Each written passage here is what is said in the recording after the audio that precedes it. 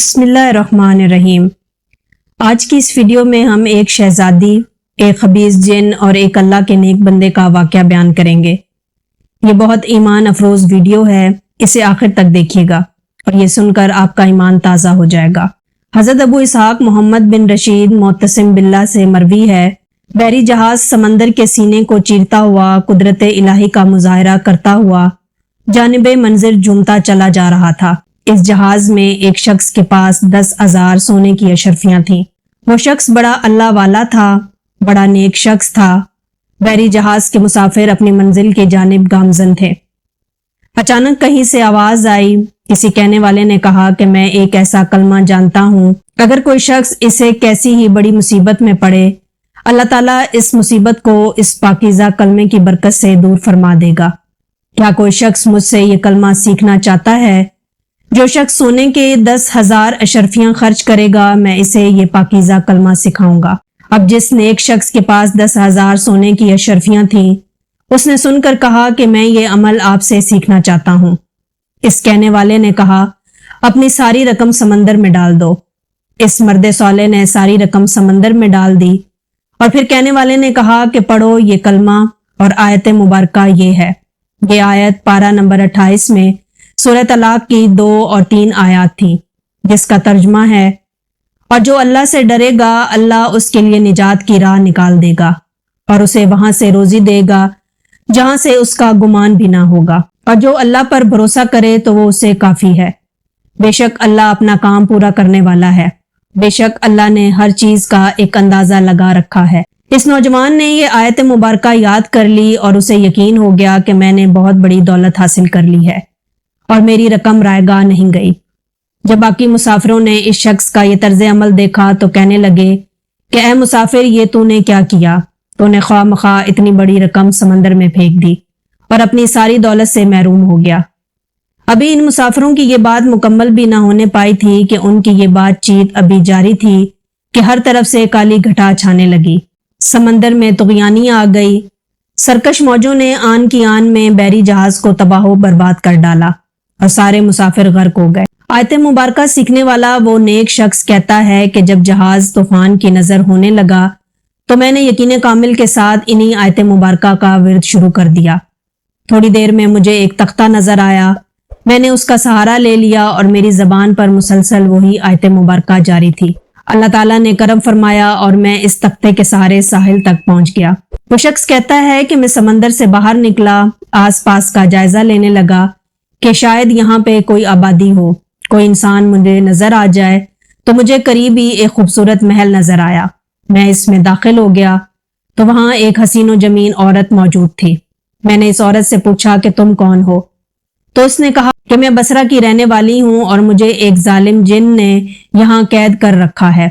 اس سمندر میں جو بھی جہاز غرق ہوتا ہے، وہ خبیث جن اس کا تمام مال و اسباب یہاں اس محل میں لے آتا ہے، وہ یہاں لا کر جمع کر دیتا ہے۔ شاید تمہارا جہاز بھی غرق ہو گیا ہے اور اسی وجہ سے تم بھی اسی حالت میں یہاں پہنچے ہو۔ اور وہ یہ باتیں کر ہی رہے تھے کہ وہ عورت کہنے لگی کہ اب وہ خبیث جن آنے والا ہے، تم ایسا کرو کہ فوراً کہیں چھپ جاؤ، ورنہ وہ تمہیں دیکھتے ہی قتل کر دے گا، اور جلدی کرو، اس جن کے آنے کا وقت ہو گیا ہے۔ وہ اللہ والا نیک شخص کہتا ہے کہ ہم ابھی یہ باتیں کر ہی رہے تھے کہ ایک جانب سے مجھے شدید کالا دھواں نظر آیا اور میں سمجھ گیا کہ یہ وہی جن ہے۔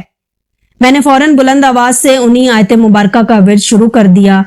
جب آیت مبارکہ کی آواز فضا میں بلند ہوئی تو وہ سارا دھواں خاک ہو کر ہوا میں اڑ گیا۔ اب وہاں کسی جن کا نام و نشان بھی نہیں تھا۔ ان آیت مبارکہ کی برکت سے ہمیں اس ظالم جن سے نجات مل گئی۔ جب جن سے نجات مل گئی تو میں نے اس عورت سے کہا کہ چلو اٹھو، اب تم آزاد ہو۔ اللہ تعالیٰ نے اس خبیث جن کا کام تمام کر دیا ہے۔ چنانچہ ہم دونوں وہاں سے اٹھے اور محل کے خزانے سے بہت زیادہ دولت جمع کی جتنا ہم سے ہو سکتا تھا۔ ہم نے وہاں سے خزانہ اٹھایا اور ہمارے پاس کوئی ایسی چیز نہ بچی تھی کہ جس میں ہم مزید اس مال و دولت کو رکھتے۔ ہمارے پاس جتنے برتن تھے، جتنے کپڑے تھے، ہم نے وہ سارے اس خزانے سے بھر لیے۔ پھر ہم ساحل سمندر پر آئے اور وہاں پہ وہ سارا مال رکھا اور کسی جہاز کا انتظار کرنے لگے۔ کچھ ہی دیر بعد ہمیں دور سے ایک جہاز آتا ہوا دکھائی دیا۔ ہم نے کپڑا لہرا کر اسے اپنی جانب متوجہ کیا اس جہاز پر موجود مسافروں نے ہمیں دیکھ لیا اور کپتان سے کہا کہ وہ کچھ لوگ ہیں، جہاز اس طرف موڑ لو۔ اللہ کے فضل و کرم سے جہاز ہماری طرف آیا اور اتفاق کی بات یہ تھی کہ وہ جہاز بصرہ ہی کی جانب جا رہا تھا۔ چنانچہ ہم دونوں اس میں سوار ہو گئے۔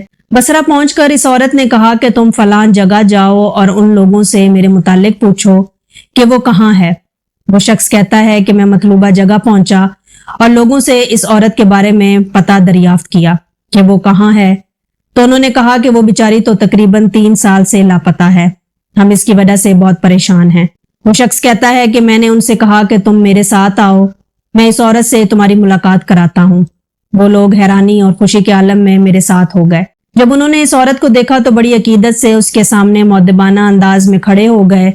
آج وہ لوگ بہت زیادہ خوش و خرم تھے کیونکہ انہیں ان کی گمشدہ ملکہ مل چکی تھی۔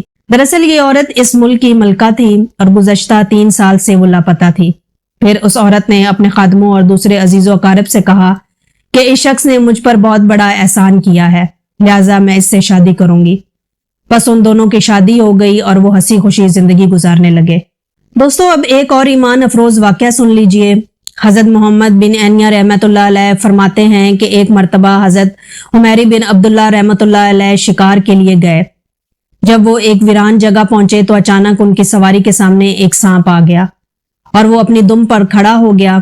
بڑی لجاجت سے حضرت حمیری بن عبداللہ رحمۃ اللہ علیہ سے عرض گزار ہوا کہ خدا کے بندے، مجھے میرے دشمن سے پناہ دیجیے۔ اللہ تعالیٰ آپ کو اپنے عرش عظیم کے سائے میں اس دن پناہ دے گا جس دن اس کے عرش کے علاوہ کوئی سایہ نہ ہوگا۔ برائے کرم مجھے میرے دشمن سے بچا لیجیے ورنہ وہ میرے ٹکڑے ٹکڑے کر دے گا۔ حضرت حمیری بن عبداللہ رحمۃ اللہ علیہ فرماتے ہیں کہ میں تجھے کہاں چھپاؤں؟ وہ سانپ کہنے لگا کہ اگر آپ نیکی کرنا چاہتے ہیں تو مجھے اپنے پیٹ میں پناہ دے دیجیے۔ آپ رحمۃ اللہ علیہ نے پوچھا کہ آخر تو ہے کون اور مجھ سے پناہ کیوں چاہتا ہے؟ سانپ نے کہا کہ میں مسلمان ہوں اور مسلمان سمجھ کر مجھے پناہ دے دیں۔ حضرت حمیری بن عبداللہ رحمۃ اللہ علیہ نے اس کے لیے اپنا منہ کھول دیا اور اسے اپنے پیٹ میں جانے دیا۔ کچھ دیر کے بعد ایک نوجوان آیا جس نے ایک تیز تلوار اپنے کندھے پر لٹکائی ہوئی تھی۔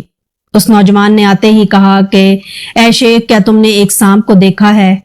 مجھے گمان ہے کہ شاید تم نے اسے اپنی چادر میں چھپا رکھا ہے۔ حضرت حمیری رحمۃ اللہ علیہ نے کہا کہ میں نے کسی سانپ کو نہیں دیکھا۔ نوجوان یہ بات سن کر وہاں سے چلا گیا۔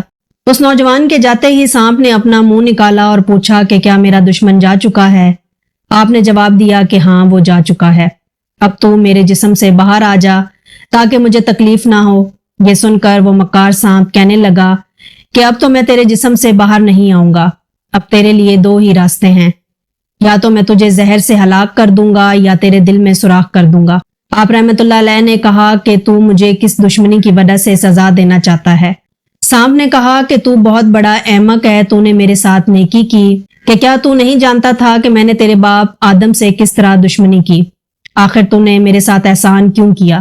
آخر تجھے مجھ سے کیا لالچ تھا؟ نہ تو میرے پاس مال و دولت ہے اور نہ ہی کوئی سواری ہے کہ جسے بطور انعام تجھے دوں۔ آپ رحمۃ اللہ علیہ نے فرمایا کہ میں نے تو صرف رضائے الہی کے لیے تیرے ساتھ نیکی کی تھی، اگر تو مجھے مارنا ہی چاہتا ہے تو مجھے پہاڑ پر جانے دے تاکہ میں وہیں رہ کر اپنی جان دے دوں۔ سانپ نے کہا کہ ٹھیک ہے، تم پہاڑ پر چلے جاؤ۔ چنانچہ آپ رحمۃ اللہ علیہ پہاڑ پر آئے اور موت کا انتظار کرنے لگے۔ آپ رحمۃ اللہ علیہ جب پہاڑ پر پہنچے تو اچانک وہاں ایک نوجوان نظر آیا جس کا چہرہ 14ویں کے چاند کی طرح روشن تھا۔ اس نے کہا کہ اے حضرت، آپ یہاں زندگی سے مایوس ہو کر موت کا انتظار کیوں کر رہے ہیں؟ آپ رحمۃ اللہ علیہ نے سانپ والا سارا واقعہ بتایا اور کہا کہ اب سانپ میرے پیٹ میں موجود ہے، میں نے تو اسے دشمن سے بچانے کے لیے پناہ دی تھی مگر یہ مجھے مارنا چاہتا ہے۔ اس نوجوان نے کہا کہ میں آپ کی مدد کے لیے ہی آیا ہوں۔ پھر اس نے اپنی چادر سے ایک بوٹی نکالی اور آپ کو کھلائی۔ جیسے ہی آپ نے وہ بوٹی کھائی آپ کا چہرہ متغیر ہو گیا اور آپ پر کپ کپی طاری ہو گئی۔ پھر اس نوجوان نے دوبارہ وہی بوٹی کھائی تو آپ کے پیٹ میں شدید ہلچل ہوئی اور درد سا محسوس ہونے لگا۔ پھر جب تیسری بار وہ بوٹی کھلائی تو سانپ ٹکڑے ٹکڑے ہو کر نکل گیا اور آپ رحمۃ اللہ علیہ کو سکون حاصل ہوا۔ آپ نے اس نوجوان سے پوچھا کہ اے محسن، یہ تو بتا کہ تم کون ہو؟ آج آپ نے مجھ پر بہت بڑا احسان کیا ہے۔ وہ نوجوان بولا کہ آپ نے مجھے پہچانا نہیں، میں تو آپ کا وہ نیک عمل ہوں۔ جب سانپ نے آپ کو دھوکہ دیا اور آپ کی جان کے در پہ ہو گیا تو تمام ملائکہ نے اللہ کی بارگاہ میں عرض کی کہ یا اللہ اس کو سام کے شر سے محفوظ رکھ۔ چنانچہ اللہ رب العزت نے مجھے حکم دیا کہ اے فلاں بندے کے نیک عمل تو جا اور میرے نیک بندے کی مدد کر اور اس سے کہے کہ تو نے محض ہماری رضا کی خاطر نیکی کی، جا تیری اس نیکی کے بدلے ہم نے تجھے احسان کرنے والوں میں شامل کر لیا اور ہم تیرا انجام بھی محسنین کے ساتھ فرمائیں گے اور ہم تیرے دشمنوں سے تیری حفاظت کریں گے۔ دوستو ان دونوں حکایت سے ہمیں یہ معلوم ہوتا ہے کہ اگر انسان محض رضائے الہی کے لیے نیکی کرے تو اللہ رب العزت ان کی ضرور مدد فرماتا ہے۔ اللہ رب العزت سے دعا ہے کہ میرا یہ بیان کرنا اور آپ لوگوں کا سننا اپنی بارگاہ اقدس میں قبول فرمائے۔ اپنا خیال رکھیے گا اور دعاؤں میں یاد رکھیے گا۔ اللہ حافظ۔